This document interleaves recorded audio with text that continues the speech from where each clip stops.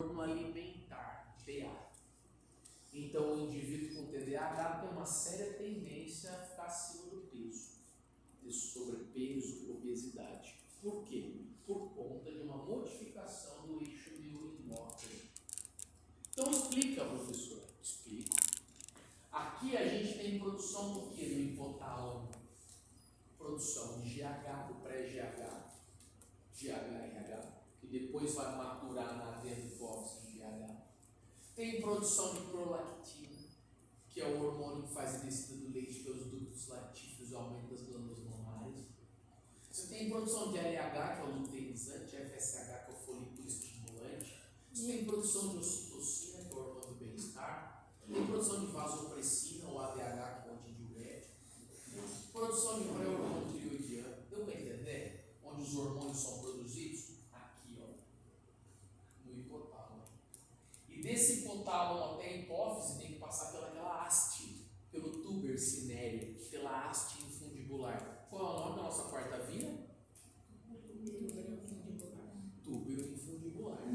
Significa então que se não chega a dopamina aqui, alguma coisa vai acontecer, hormonalmente falando. Para não dar exemplo de vários hormônios, nós vamos citar quantos? 2. Vamos citar o GH, por exemplo. Quando eu não tenho dopamina, eu crio um feedback negativo para o GH. Então, um dos estimuladores da produção de GH é a dopamina. Então, esse neurotransmissor estatório auxilia no estímulo, no feedback positivo para a produção do GH, para a produção do hormônio de crescimento, para a produção do hormônio do mais anabólico que nós temos. Crescimento capilar, folículo piloso dos anexos da pele, crescimento muscular e tal. Professor, você quer dizer que quando o indivíduo não tem dopamina nessa via, ele tem uma queda de GH? Tem. Cai o metabolismo basal? Cai. Há uma tendência à obesidade e sobrepeso? Acabei de falar isso. Sim ou não? Outro circuito neural ou neuroendócrino. Sabe a prolactina que eu acabei de dizer? Que é o hormônio da descida do leite pelo ducto latífero, né? A prolactina, ela é inibida pela dopamina. Calma lá, vamos entender direito. Então, quando eu tenho dopamina suficiente, como é que está minha prolactina? Baixa, sacou? Quando eu tenho dopamina suficiente, está tudo normal, dopaminergicamente falando, como é que está minha prolactina? Baixa. Sim ou não? O que acontece durante a gestação? Tem que aumentar o quê? A prolactina. Não tem? Aumentando a prolactina, aumenta o ducto latífero, glândula mamária, escoamento de leite pelos ductos. Sim ou não? Como é que deve estar a dopamina? Baixa, né? Eu preciso ter uma queda dopaminérgica para poder aumentar a prolactina. Como é que fica a gestante durante esse período? Ela fica ligeira, atenta ou fica desatenta com rebaixamento cognitivo? Desatenta e com rebaixamento cognitivo durante a gestação. Deu para entender os lapsos de memória que ocorrem durante a gestação? O organismo os promove de maneira proposital para que tenha uma queda dopaminérgica para poder o quê? Não inibir a prolactina. Para a prolactina poder ser produzida e para ter leite na glândula. Deu para entender? Então, essas são as 4 vias que podem estar alteradas por conta de uma queda do que no TDAH? Por uma queda de dopamina. Se entenderam ou não? Muito bem. Vou dar um outro exemplo de uma outra doença, esquizofrenia. Nós temos mais de 250 genes para esquizofrenia. Só que a esquizofrenia tem um erro biológico diferente. A biologia, a neurobiologia da esquizofrenia é o contrário. O que acontece com o esquizofrênico? Produz muita dopamina e transporta muita dopamina, o cara fica, não é, hiperestimulado. Isso leva a complicações inúmeras comportamentais. E o que se prescreve para ele? Inibidor de dopamina. Sim ou não? Como, por exemplo, a clorpromazina, como, por exemplo, o Aldol, que é o haloperidol. O cara dá uma sossegada. Só que se a titulação da medicação for muito forte a longos períodos, o que vai acontecer? Vai diminuir muito a dopamina, não vai? Vai aumentar quem? A prolactina. Qual que é o efeito colateral do Aldol, do haloperidol e da clorpromazina? Aumento da liberação do leite, inclusive no sexo masculino. Deu para entender, pessoal? Então, mexer com o eixo neuroendócrino é complicado. Bom, voltando ao TDAH. Diga. Pacientes com TDAH que estão em tratamento, pode acontecer, em alguns casos, que com o passar dos anos a medicação para de fazer efeito e tem que ir aumentando a dosagem, até que em um momento a dosagem funcione mais? Pode acontecer. Pode acontecer. Mas isso, como talvez é uma doença mais recente, não tenha tanto estudo a longo prazo? Até tem. A questão é, quando aumentar, quando não aumentar e quando realizar a associação terapêutica. Porque não adianta tratar só o sintoma e a neurobiologia se você não trata os gatilhos ambientais. Por quê? Porque você pode estar medicado com uma titulação miligramagem perfeita. Se você se expuser a fatores ambientais de gatilho, não tem medicação que controle. Se você não passar por uma boa psicoterapia, não tem medicação que vai controlar. E o inverso se faz verdadeiro. Você pode ter uma psicoterapia top. Se você não tiver uma farmacoterapia eficiente, não vai funcionar. Tanto que hoje a combinação, eu já estou dando spoiler do último slide do TDAH, que é a combinação mais efetiva para o TDAH é o quê? São as medicações estimulantes, como metilfenidato, associadas à terapia behaviorista, que é a terapia cognitivo-comportamental, que é o que a gente vai TCC. Certo? Vamos lá. Essas foram as 4 vias do quê? Dopaminérgicas. Está faltando uma via. Essa via é uma via adrenérgica. É a 5ª via, só que é um outro neurotransmissor que está em falta nesses indivíduos, que é a adrenalina. Nossa, professor, mas a adrenalina, ele é tão agitado, ele é do subtipo hiperativo, que falta adrenalina. Ele é agitado por conta de uma falha da via microespiriatal, onde não tinha dopamina e tinha o quê? Qual é o outro neurotransmissor? Se não tinha dopamina, tinha o quê? Glutamato. Por isso que ele era agitado. Agora a adrenalina está faltando para ele. Está faltando adrenalina numa via, chamada do quê? De via cérulofrontal.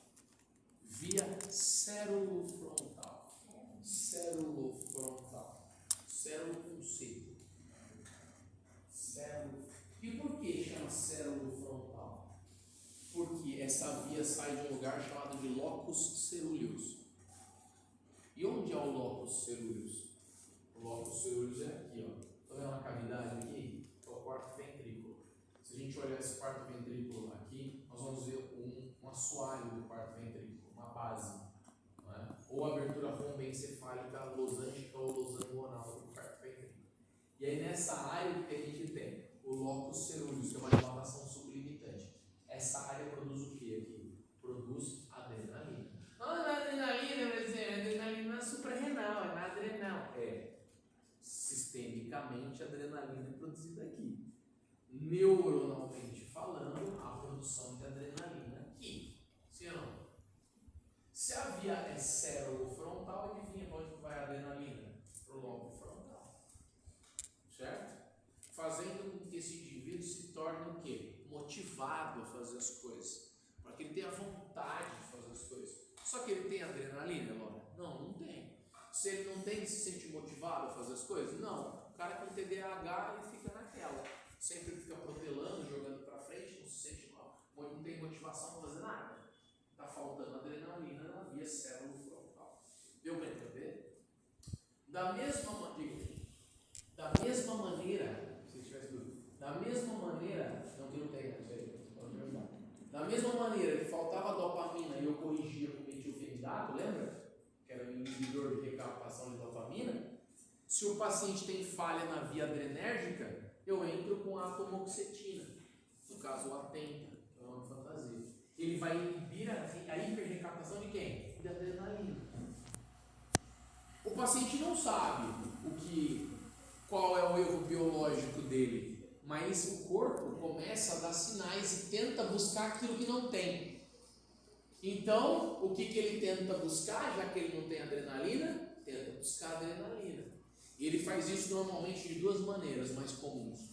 O aumento do consumo de açúcar adicionado, de doce. Você pode ver que o portador TDAH tem uma tendência ao consumo exagerado de doce, principalmente aquele que tem uma alteração na via cérebro-frontal.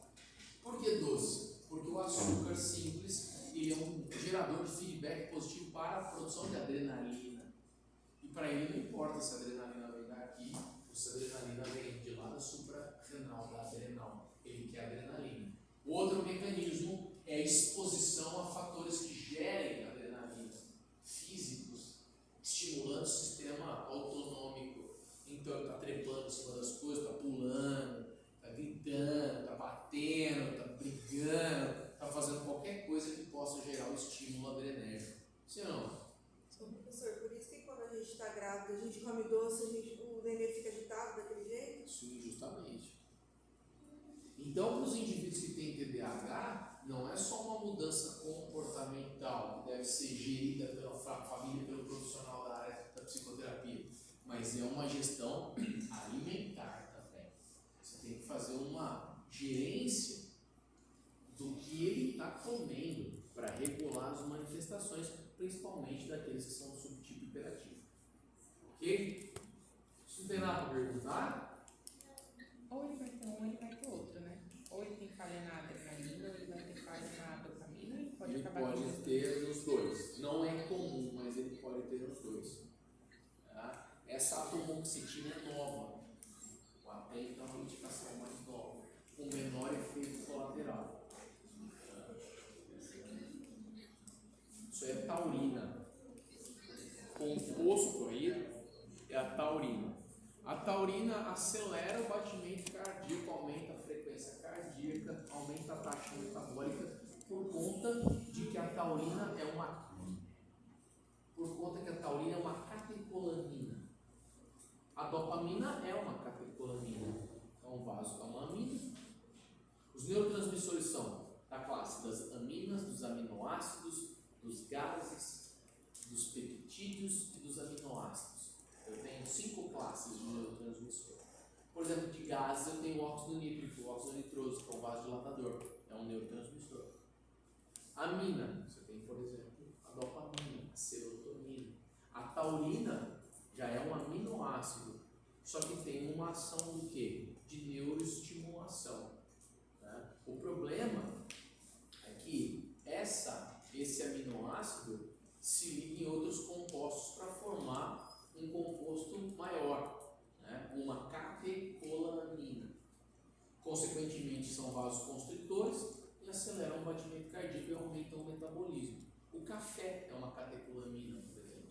Cafeína, no caso, né? É uma catecolamina. Então a gente tem que tomar cuidado com algumas dessas substâncias, né? Fazer o consumo com cautela. Pessoal, mais alguma dúvida? Eu vou prosseguir. Vamos lá.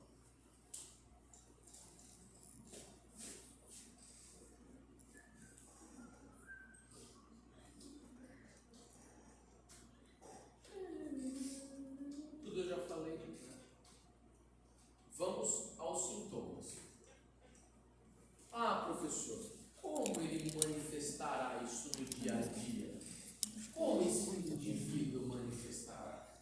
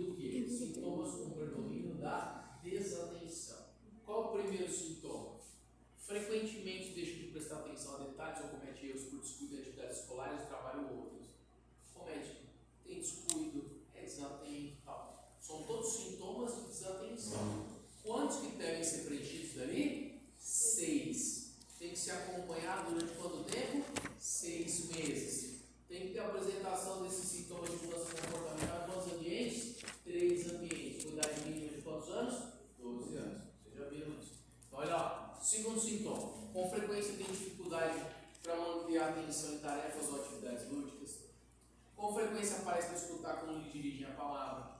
Com frequência não segue as instruções e não termina os seus deveres escolares ou tarefas domésticas. Com frequência tem dificuldade para organizar as tarefas e atividades. Com frequência evita, antipatiza, reluta a envolver-se em tarefas que exigem esforço mental. Com frequência perde coisas necessárias para as tarefas. É facilmente distraído. Com frequência apresenta esquecimento de atividades diárias. Se vocês perceberem, esses sintomas de desatenção, de esquecimento, eles estão muito ligados a tarefas regimentais. O que isso quer dizer? Esses sintomas não são apresentáveis em um ambiente gostoso e afável para ele. Essas manifestações ocorrem em ambientes que são regrados, que têm tarefas regimentais, como na escola de futebol, como no inglês, como eu citei. Então, normalmente, esses sintomas vão aparecer quando esse indivíduo, essa criança, passa a se tornar um indivíduo institucionalizado. Quando ele vai para a escola e precisa de uma regra e não consegue segui-la por um erro neurobiológico. Aí os sintomas começam a vir à tona. Então, daqui, se o indivíduo tiver a apresentação de 6 sintomas, tem uma séria linha de tendência da gente organizar o fechamento de diagnóstico do subtipo de desatenção. É claro que não é só a somação desses 6 sintomas, dentro desse monte de sintoma, que irá fechar o diagnóstico. Nós temos outros questionários a serem aplicados para o indivíduo. A gente tem mais de 15, 20 tipos de questionários que hoje são questionários validados no Brasil, que eram questionários internacionais e que são validados aqui. Então não é só fazer a somação desses sintomas, há que se ter a aplicação do questionário por uma equipe multidisciplinar que estará atenta a essas manifestações, como uma psicopedagoga, como uma psicóloga, como uma terapeuta ocupacional, como uma fonoaudióloga. Então você tem uma equipe multidisciplinar para poder fazer o rastreio sindrômico desses pacientes. Sim ou não? Tudo bem.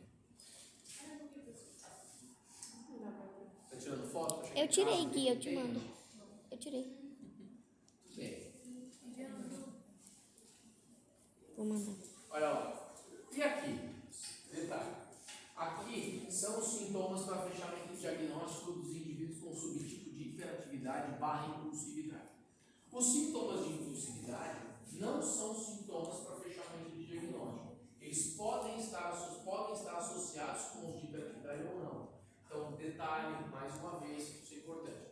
Os sintomas de impulsividade não fecham o diagnóstico, mas podem estar associados junto aos de hiperatividade. Se vocês notarem que os sintomas de hiperatividade eu tenho exatamente 6. Então tem que bater os 6. E bate. Então vocês devem estar lendo e verificando coisas que talvez possam ser comuns a si próprios e a outros indivíduos. Por falar sintomas comuns a si próprios, o indivíduo que tem TDAH, ele sabe o que está acontecendo com ele.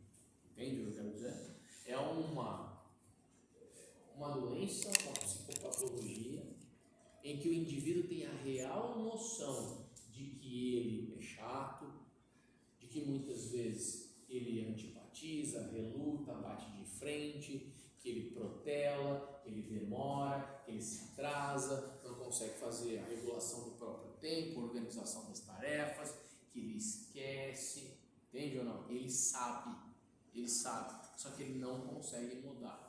E isso para ele é sofrível também, dependendo do grau de penetrância genética e as manifestações que hoje não são classificadas e categorizadas.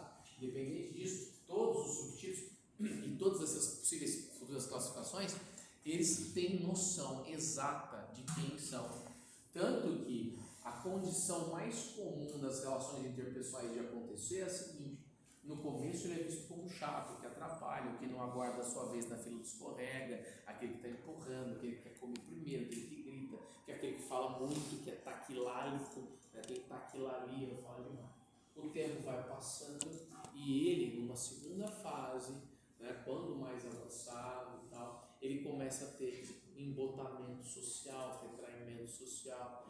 Por quê? Porque ele já foi execrado da rodinha de amigos, ele já foi excluído, então ele não quer mais passar por aquilo, porque ele sabe que tem um erro neurobiológico. Ele não sabe qual é o erro neurobiológico, ele sabe que ele gostaria de fazer diferente, mas não consegue fazer diferente. Entende ou não? Ele sabe o que está acontecendo com ele, só que ele não consegue mudar. Então ele adota esse comportamento de retraimento social. Então, com o passar do tempo, ele vai tendo um caráter mais sintomas depressivos. TDAH, liga. E aquela pessoa que não aceita que é assim, sabe que é assim, mas não aceita? Sabe, no fundo, até aceita, não aceita muitas das vezes o tratamento. Entende? O que a pessoa não aceita não é o diagnóstico. O que a pessoa não aceita, muitas das vezes, é mudar o comportamento. Entendeu? Ela aceita o diagnóstico. Olha, tá bom, eu tenho isso daí, mas não mexe comigo. Entendeu? Ela aceita o diagnóstico. Para ela, não faz. Entende? Mas ela não aceita mudar o comportamento. Ela até quer mudar, mas como já não consegue mudar, então para ela não quer mais sofrer, porque para ela é sofrível. Então no final das contas ela está numa dessas. Me deixa assim que tá bom. Não quer falar comigo? Não fala. Não quer tal, não fala. E aí há que se arrumar subterfúgio para viver melhor. E aí na geração que a gente está, o principal subterfúgio é a internet. Porque é muito cômodo na internet. Ficar na frente do computador é muito cômodo. Porque ali você tem a relação interpessoal com quem você quer, quando você quer, a hora que você quer. Porque tem gente na rede mundial de computadores 24 horas por dia, diuturnamente, você entra para falar com alguém a hora que você quiser. Entende? E o grande problema em tudo isso é a satisfação. E lá você tem uma dopamina rápida, que é o que ele precisa. Não é o mais interessante, não é? Mas ali ele tem uma dopamina rápida. E isso está acabando com o portador cada vez mais, afundando o paciente com TDAH. A internet está fazendo isso com pessoas até que não têm TDAH. E pessoas, eu digo mais, pessoas que têm gene para TDAH, e todos nós temos, só que genes com baixa penetrância, mas que são expostas a fatores ambientais como a internet o dia todo, e acabam o quê? Manifestando sintomas de TDAH por conta da exposição a esses fatores como a internet. Então você, que não tem TDAH diagnosticado, mas que está na internet e vive na internet, isso é muito ruim. Você está pagando para ver se o fator ambiental vai começar a deflagrar ali uma piora no teu quadro genético e, obviamente, nos neurotransportadores de dopamina. Entende o que eu quero dizer? É a mesma coisa eu ter uma predisposição genética para câncer de pulmão ou para qualquer alteração pulmonar e eu começar a fumar. Vai dar errado. Ou trabalhar numa mina de carvão mineral, vai dar errado. Então eu não posso pagar para ver se eu tenho ou não. Eu tenho que me afastar